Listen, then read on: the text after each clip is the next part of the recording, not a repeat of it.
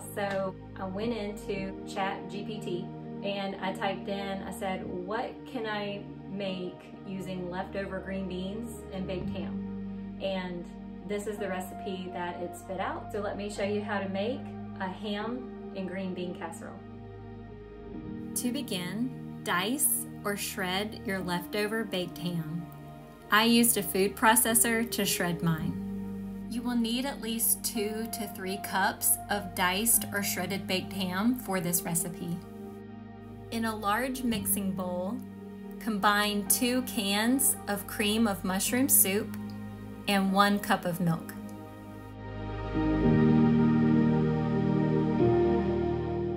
To the soup mixture, add your 2 to 3 cups of diced or shredded baked ham and 4 cups of your leftover green beans.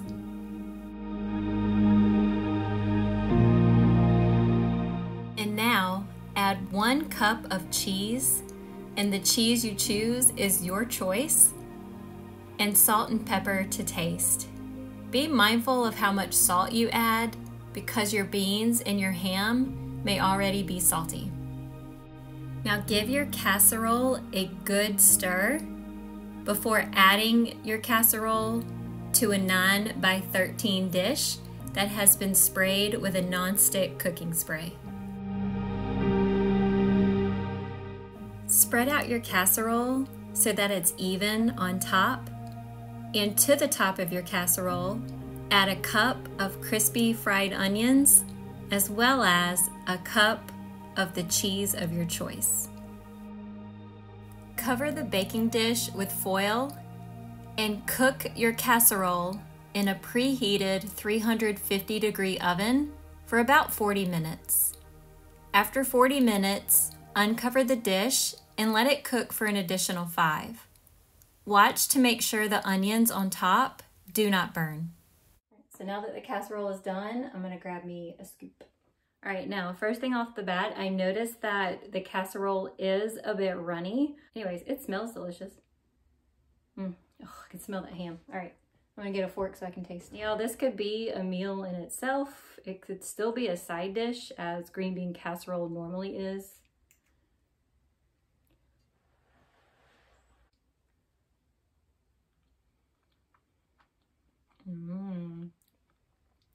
That's good. The AI recipe wasn't a complete failure, but it just wasn't solidifying like I wanted it to. So after conversing with my husband, he suggested that we add eggs to the casserole just to give it a binder. And I told him, I said, well, why don't we just stick it in there for like an extra 10 minutes or so and, you know, see if liquid will evaporate, you know, and kind of make it solidify a little bit. And he's like, Lauren, you may as well leave it in there for a week if you're gonna do that.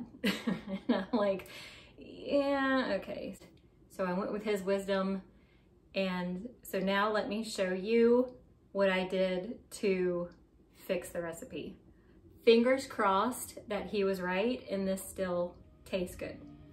Before I add eggs to the casserole, I'm going to mix everything up as if I'm starting from scratch. Crack 2 large eggs, scramble them, and add them to your casserole. Stir the eggs into the casserole, and if desired, add more crispy onions and/or cheese to the top. So I'm going to cover the casserole again and bake it again in a 350-degree preheated oven for 40 minutes. So, my second attempt at this casserole is on point.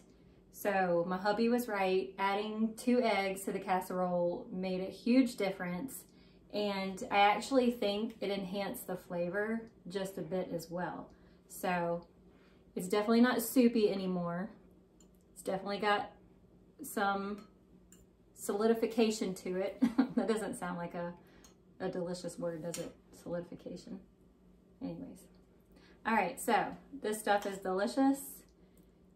Millie likes it, right, Millie? Yes. She likes it too. Yeah, see.